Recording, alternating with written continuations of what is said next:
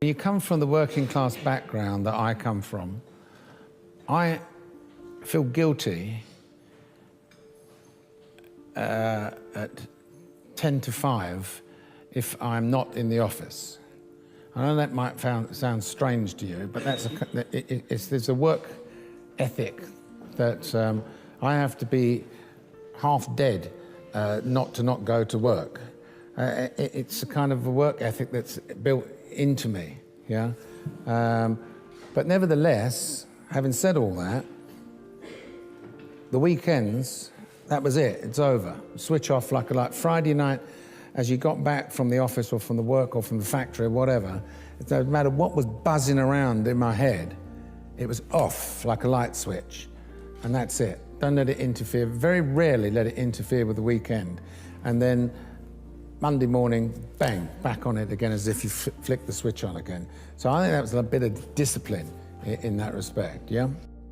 If you don't have any money, start with sweat equity, meaning go work for somebody else, use your time, energy to make them money. That's what I did. I'm here at Joel Salatin, my first mentor's farm, and he said, if you want to work for me, you can live in this little cabin. And it didn't have a toilet. Well, it had a bucket. So, and it had no heat or no water. This was my bed right here. I had bunk beds because sometimes there'd be another guy working. And this was the toilet, the bucket. I bet you could still, oh, they changed the floor. There was a hole in the floor and the bucket was underneath. Nightstand here, and I put a cup of water in it to drink, and we'd sleep in sleeping bags. And when I woke up, it was always an ice block. That's how you know it's cold in the morning. You reach over, it's like, the whole thing goes, you can't start out at the top. You start out at the bottom. That's how the game goes. The natural order of things. I've heard people say, listen, he's an out-of-the-box thinker, he's a businessman, he's an entrepreneur, but people that know you say... I'm really a businessman, I wouldn't say. You would say? I'm not really a business plan. You're not a businessman? No? No. What are you? I'm sure there's probably lots of analysts on Wall Street who would agree that I'm not a businessman. Okay, well, what do you think you are? I'm an engineer. An engineer? Yeah. Is it your dream to conquer the world and make the world a better place? What is your dream? Technology is like magic, you know? I think like technology is the closest thing to magic that we have in the real world. And so I think like engineering, creative engineering is essentially technology development. I guess maybe when I was a kid, like Lord of the Rings is my favorite book. Is it? Yeah, and I thought it'd be like, what's the closest thing to being a wizard in the real world? And that's like creating new technologies. Okay, I got lucky. I just stumbled, and I was one of the first people to ever use online advertising. I was in, I think, the second month Google AdWords launched. Whoa. And there was no YouTube videos, there was no Perry Marshall books, there was nothing. You just kind of wasted money to learn. Now, we're the most spoiled generation. Everything, this computer on this phone, iPhone 7, is more powerful than the first rocket that put man on the moon, that cost billions of dollars. Now we get that for under $1,000. And people are still like, I'm lost. Yes, you're lost. Sit down and then open up Safari and go, how to do Google Ads. And you're gonna come up, let's see what I come up with. AdWords, they have their own tutorial. WordStream, Jumpify, you got some paid stuff. Then you have some free stuff on HubSpot. If you sit in a chair, Charlie Munger calls it assiduity. Put your ass in a chair. Sit there and focus without being, you know, the average American right now, the average person in the world, our attention span has dropped to 5 seconds. The sad news is the average goldfish has 6 seconds. We're now competing with goldfish, and the goldfish are winning. So if you don't have assiduity to sit down, read, there is no solution for you. You will always be poor because you'll always be beat by somebody who's willing to sit in the chair. Is there a way for people to build that discipline? Yes, pain. And that's why I'm not a big believer in delusion. You know, you asked me one of the rewiring things we have to do in this world. I'll tell you one. You ever heard this myth? Everything happens for a reason, so just accept it. Well, there's kind of truth to that. If I jump off a building and break my legs, yes, everything happened for a reason. The reason was gravity. Like, that's why you break your legs, and physics. Legs brittle, concrete not brittle. So, but people interpret everything happens for a reason, be like, Well, I was meant to learn from that thing, and then BS. Read Richard Dawkins' The Selfish Gene, one of the most important books written in the last century.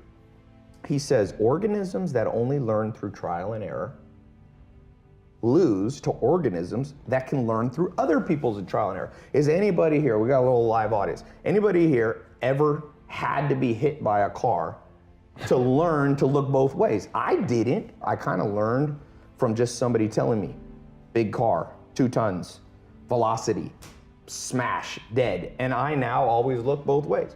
So if your myth is that the only way you're gonna learn is just through massive mistakes and trials and error, you haven't read Richard Dawkins' book. How does pain allow somebody to get more discipline? Okay, so going back to that myth of when you see your life and anytime there should be pain, you go, no, no, no, no. It was just how it was meant to be. No, look yourself in the mirror sometimes and go, you know why I'm not happy? It's because I didn't listen 10 years ago and I got in the wrong career. You know I'm not happy? Because I married the wrong damn person. It wasn't meant to happen. Yes, everything happens for a reason. You made a bad choice, but it didn't have to be that way. And the second you build up pain, and this, by the way, is not my opinion. If you talk to guys like Dr. David Buss, top 10 most cited psychologist in history, okay? He's one of my main mentors. He told me, I said, do adults change? Like, we do all this self-help videos and podcasts. I said, am I wasting my time? He goes, yeah, kind of. I said, why? He said, well, after 25, it's very hard to teach old dogs new tricks. By the way, that's why I've changed. Most of my stuff targets people 18 to 25. That's why I do Snapchat and all that, because there's hope for 18 to 25-year-olds. Now, if you're over 25, before you get depressed, he told me, but I have good news for you, Ty. I said, what? He said, adults learn through massive trauma. So you will learn. You have to let in some trauma into your life. And that's rough, but no pain, no gain. Like if you are 100 pounds overweight and you want to be able to play basketball, here's my news for you. Everything happened for a reason. You got fat because you ate too much and you didn't exercise. So welcome to the gym. In the first year is going to be hell, but that pain, hopefully, will reprogram your brain that every time you want to eat that nasty thing, go, wait, I don't want to go through that pain again. So I think one of the myths of society is we won't let pain in. We just excuse it all away. Like, no, that was meant to happen. Oh, you wasted 20 years of life, married the wrong person in the wrong career? No, Tom, it was meant to happen. Where's the people who go, you f***ed up, dude. You wasted 20 years and you will never get it back. You better go in your room and cry. And the truth is, you only learn as an adult. Unfortunately, most people can only change with massive trauma. People globally who want to be like Elon Musk. What's your advice to them? I think that probably they shouldn't want to be. You? I think it sounds better than it is. Okay. Yeah, it's not as much fun being me as you'd think. I don't know. You don't think so? No. There's definitely, it could be worse for sure, but it's, I'm not sure I'm not sure I want to be me. Okay. But if, you know, I think advice, I mean, if you want to make progress in things, I think that the best analytical framework for understanding the future is physics. I'd recommend studying the thinking process around physics, like not the equations. I mean, the equations certainly they're helpful, but the way of thinking in physics is it's the best framework for understanding things that are counterintuitive. And you know, always taking the position that you are to some degree wrong, and your goal is to be less wrong over time. I think one of the biggest mistakes people generally make, and I'm guilty of it too, is wishful thinking. You know, like you want something to be true, even if it isn't true. And so you ignore the things that, you ignore the real truth because of what you want to be true. This is a very difficult trap to avoid. And like I said, it's certainly one that I find myself in having problems with. But if you just take that approach of you're always to some degree wrong, and your goal is to be less wrong, and solicit critical feedback, particularly from friends. Like friends, particularly friends, if somebody loves you, they want the best for you. They don't want to tell you the bad things. So you have to ask them, and say, really, I really do want to know. and then they'll tell you. I had students last week, 160 of them from Harvard and South Dakota State. I just tell them, try to find your passion. And, I mean, may not find it the first time, but, don't sleepwalk through life. Find something that you really enjoy doing if you can do it. And, not everybody's lucky enough to be able to find that, but it ought to be your goal. To make $10 a week more doing something that you don't feel good about compared to something you'd feel good about, make the change. Bill said something that I thought was really interesting. He said, the thing you do obsessively between age 13 and 18, that's the thing you have the most chance of being world class at. Yeah. Bill said his one thing was coding. What was your one obsessive thing? Well, I was pretty interested in investments. No, Bill and I, his father, many years ago, right after we met, had us a group of about 20 write down on a sheet of paper one word that they thought accounted for their success.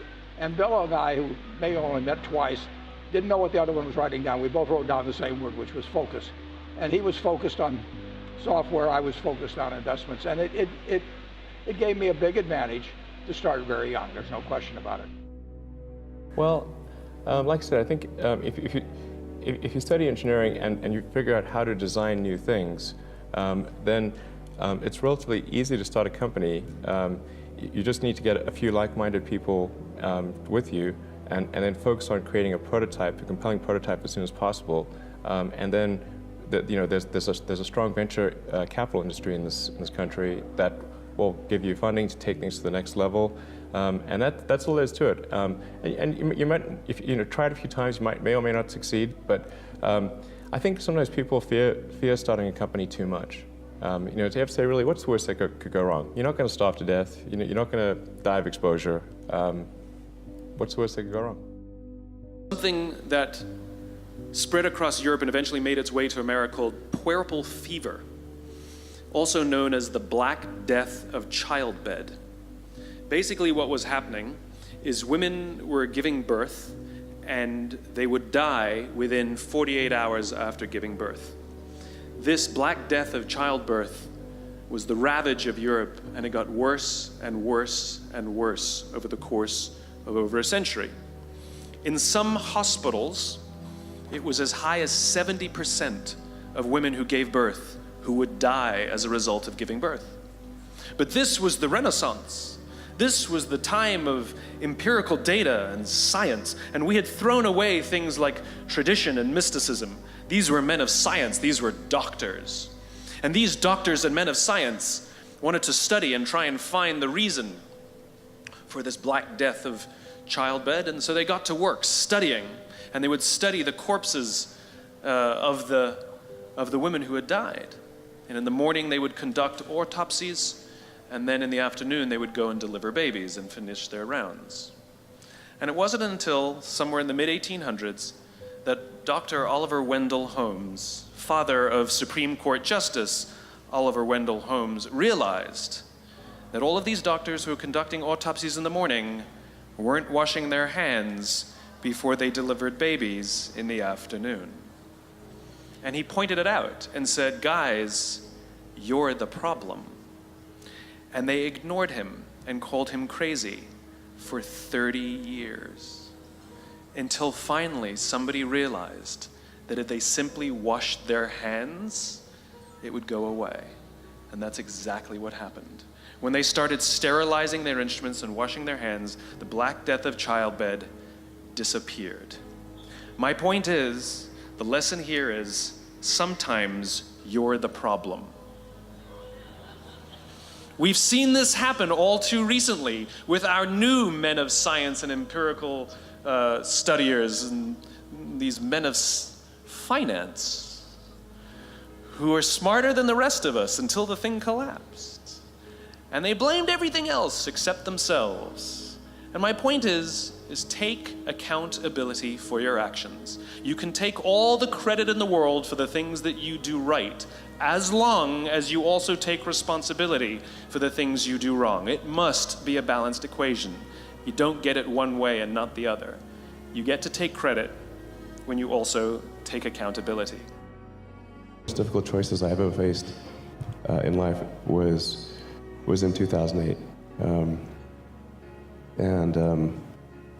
I think I had maybe $30 million left, or $30 or $40 million left in 2008. And I had two choices.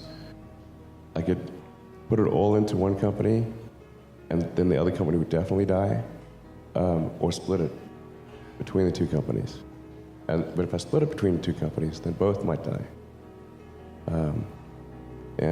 When you put your blood, sweat, and tears into creating something, and building something, it's like a child. And so it's like, which one am I going to let one starve to death? I couldn't bring myself to do it, so I split the money between the two. Fortunately, thank goodness, they both came through. How many times have you had somebody say to you, hey, have you got a minute, Bob? Have you got a minute? They don't want a minute. I want you to think about that.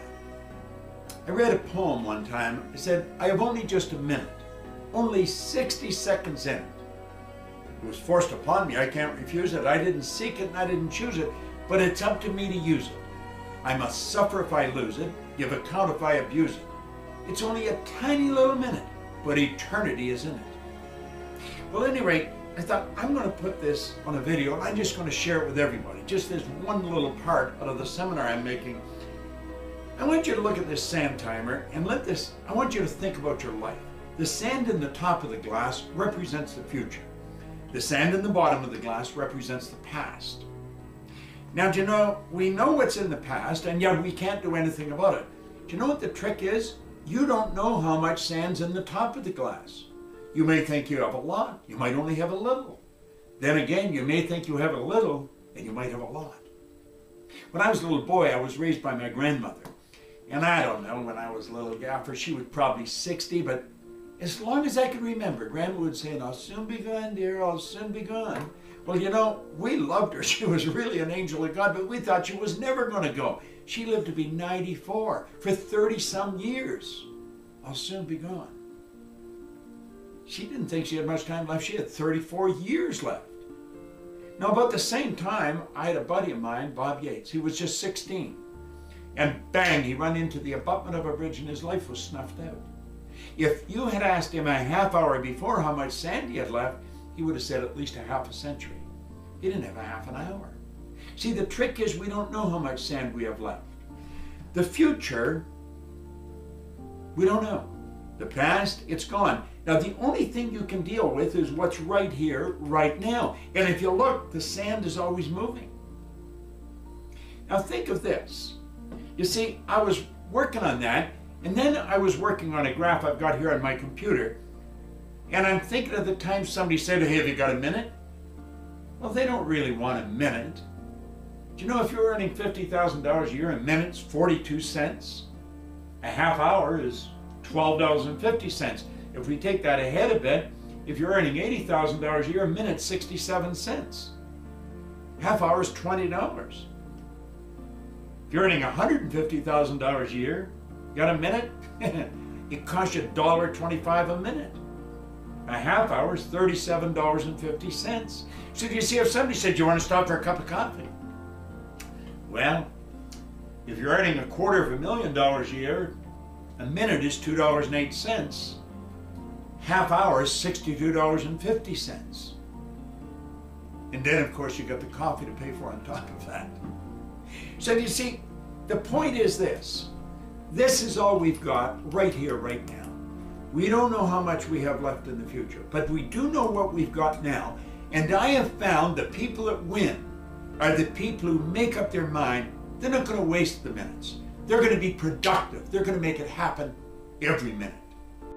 You first told me that you were thinking about tunnels.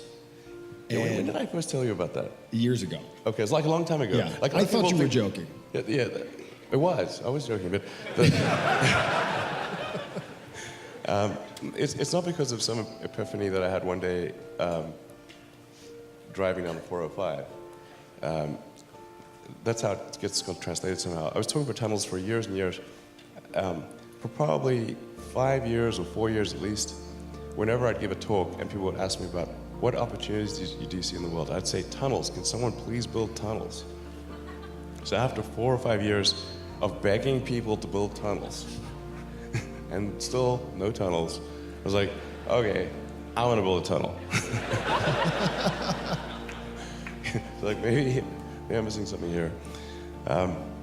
So I was like basically talking people's ears off tunnels for several years, and then said, well, let's find out what it takes to build a tunnel.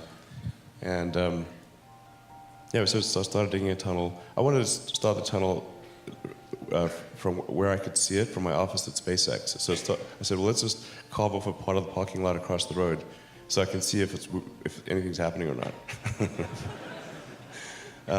And then we named our first boring machine Godot, because I kept waiting for it. It never came. Finally it did. And we got it going. And now we're making good progress. Your mind is driven by deep evolutionary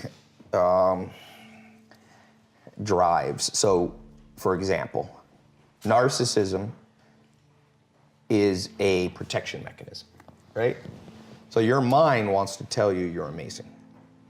It makes you its bitch. You have to override that and go, you know what, I'm not that amazing. So let me go learn from amazing people. Do you have methods for people to do that? Because I think that's so important. So I tell people, don't trust everything that your mind says. Certainly don't buy into all of your emotions. Just because you have an emotion doesn't mean that you have to act in accordance with that. But how do you help people get over that? How do they overcome that? I think humans, for the most part, learn by osmosis. So it's hard to lecture people into success. But what you could do is you could inspire people to understand this. So for example, if school system could find all the 14-year-olds and find out what they admire in people, right? It's the reason I show Lamborghinis and Ferraris, because I got a lot of young followers.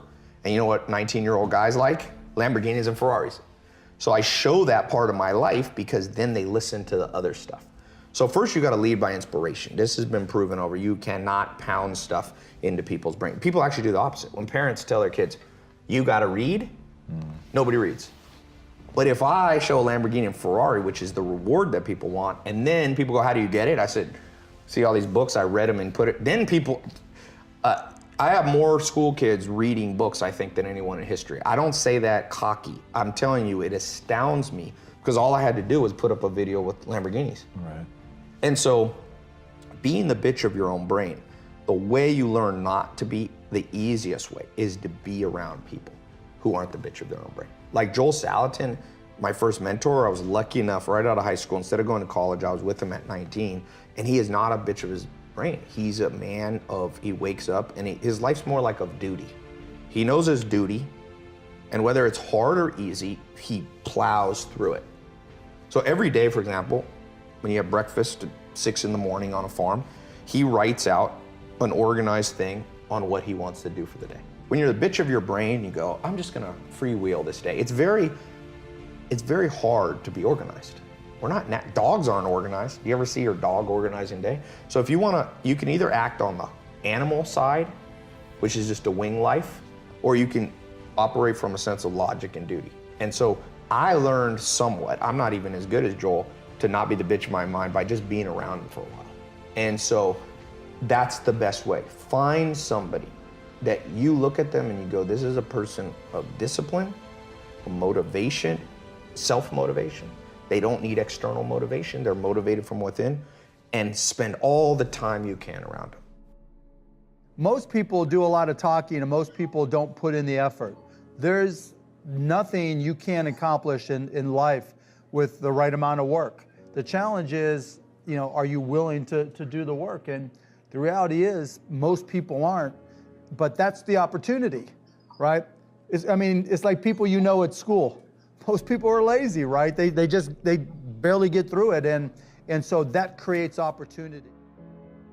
Look, the reason I talk about social is it gives you something to focus on. But let me step back. Some of you can't focus because, let's just face it, you know social media makes money by making you unfocused. Scientists have studied how Facebook, Instagram, Twitter, all of these apps have created addictions. And that's why the people who own them are the richest people in the world. Now, I use social media, so I'm not gonna say don't use social media. A little practical tip for 2018, turn off all notifications. On my phone, I don't have one notification on. So if you have an iPhone, go to settings, right here, go scroll down to notifications. Where is my notifications? Right there. Turn everything off. Look at mine. Show previews. Never. Off, off, off, off, off, off. Every single one is off. Okay? Because I'm not a sucker. I use social media, but social media is not going to use me. I'll look at my Facebook when I want to, not when Mark Zuckerberg wants me to. Dopamine's released by these apps. It's literal physical addictions created by these. Again, you can use social media, but don't let it use you. So just a little practical thing, turn off the damn social media notifications. Instagram will be there. You gotta be reminded every time someone DMs you. Why? Are you too dumb that you can't remember that Instagram has notifications? If you can't remember it, that means it's probably not important. So it's a win-win situation. You got more time and less distraction. So focus in 2018. I gave you the first thing to focus on, which is your social life. You're gonna have to focus. You know, I don't know how to draw a horse very well, but I'll just use a square with a head. But every time I try to draw, people are like, you're horrible at drawing. So I am horrible, so horse. I used to have a horse and they put these things on the side of horses right here. They're called blinders. They don't really blind the horse, but the horse can only see straight ahead. And the reason they do that is because when you're out on the road with a horse, I lived with the Amish for 2 years. If a big car comes by and the horse sees that out of the corner of their eye, they get scared. And I actually knew a guy, he was driving along the side of a road, there was a cliff on the edge, that he didn't put the blinders on that horse to focus the horse. A big truck was coming, the horse saw it and kind of went like that to the side, boo! Now he didn't die, but he went right off the cliff. Got injured.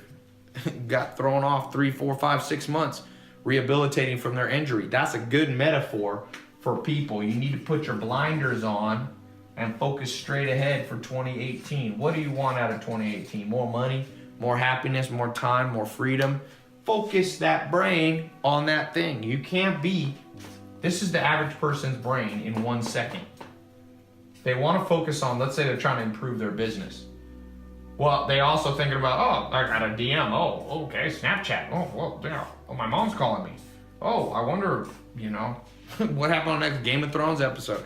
Focus. It can be as simple as, for example, make a time when you check all your social media. I do it. I try to check it once a day. Now, I'm in the business of social media, so I do check it a little more, but my personal side, I try to wake up, focus, and I just go through all my apps one by one and get it out of the way. 15 minutes. You know, I have a lot of social media followers, so it sometimes takes me a little longer. I got 13 million or something, so I get a lot of DMs, but still, I'm not gonna check them all. Be real. Why? Just because, you know, so if you got 1,000 or 2,000 followers, whatever, 5,000, I used to have 100 followers. It took me 10 seconds a day. And then I don't need to check it. The average person at work is checking their email, they said like 20 to 50 times an hour. What a waste of life, man. Don't waste your life. People should make New Year's resolutions if they're actually watching this video on January 1st. If they're watching it on December 23rd, they should make December 23rd resolutions. Waiting miraculously to when the calendar flips to start making your life better is silly at best and pisses me off at worst. And so whenever you're watching this, because it lives on the internet, and thus that means you could watch this on June 17th, 2017, make a resolution every day of your life because you only get one at bat. The reason people struggle with having a New Year's resolution and sticking to it is because it was a tactic to do a New Year's resolution. Hence why my first answer was right, which is when you actually decide to make a change in your life, whether about weight or job or going out with somebody or relationships, that's when you actually pull it off. It's religion, not tactics. The third thing that you gotta know is you have to have a map of success. So think about, in the olden days, they used to bury treasure, and to find it, they would have a map. And if you didn't have that map, you could spend all the hard work, all the time, all the effort, all the labor you wanted. You never would find the treasure. And the school system failed us. Let's just face it. Elementary school, junior high, high school. I'm not saying all school is bad, but I'm saying there's things it didn't teach us.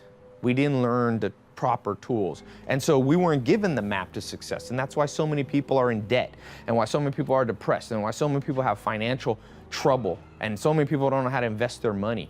It comes from a lack of a map, and I want to give you a map. And that's part of why I've traveled to 40 or 50 countries. Once I was sleeping on that couch, I found a mentor, Mike Stainback. One thing led to another. I began to business network and began to travel. I've been to New Zealand and Japan and South America, Bolivia, Chile, Germany, all these countries around the world where I found mentors who gave me a map. They said, here, Ty, here's what worked for us. I remember being in Germany with a guy who invited me, and he was 30 years older than me. And he laid out he just told me, we went on a walk back to the hotel where I was staying. I was speaking, doing a little business talk there to his staff, and he said, Ty, I want to share with you what worked for me. I started at 12 years old, and now I'm 70 years old. And I want to show you what worked for me, Ty. And I remember thinking, this guy's giving me the map. What if they had given me that map when I was 18 years old in school? Life would have been so much easier. If you have the map, you'll cut the learning curve. Well, I think to some degree, you follow your passions and then wait, you have to hope the wave catches you. I was always interested in computers. I was always interested in software. I was always a big reader. And so it wasn't, which made me alert to things like the internet and the possibility that you could build a bookstore online that would have universal selection. I think everybody has their own passion, their own thing that they're interested in, and then you're very alert to the things that are in the sphere of influence of that passion. So your passion has led you to change the world, frankly, with Amazon. But yet you've got Blue Origin, you've got Bezos Explorations. Why can't somebody like you just rest on your laurels? Go play golf. Well, I love what I do. I also have 4 kids. I have a wife that I love. I have a lot of passions and interests. But one of them is, at Amazon, the rate of change is so high, and I love that. I love the pace of change. I love the fact that I get to work with these big smart teams. The people I work with are so smart, and they're self-selected for loving to invent on behalf of customers. And so, it's not, do I love every moment of every day? No, that's why they call it work. There are things that I don't enjoy, but if I'm really objective about it and I look at it, I'm so lucky to be working alongside all these passionate people, and I love it. Why would I go sit on a beach?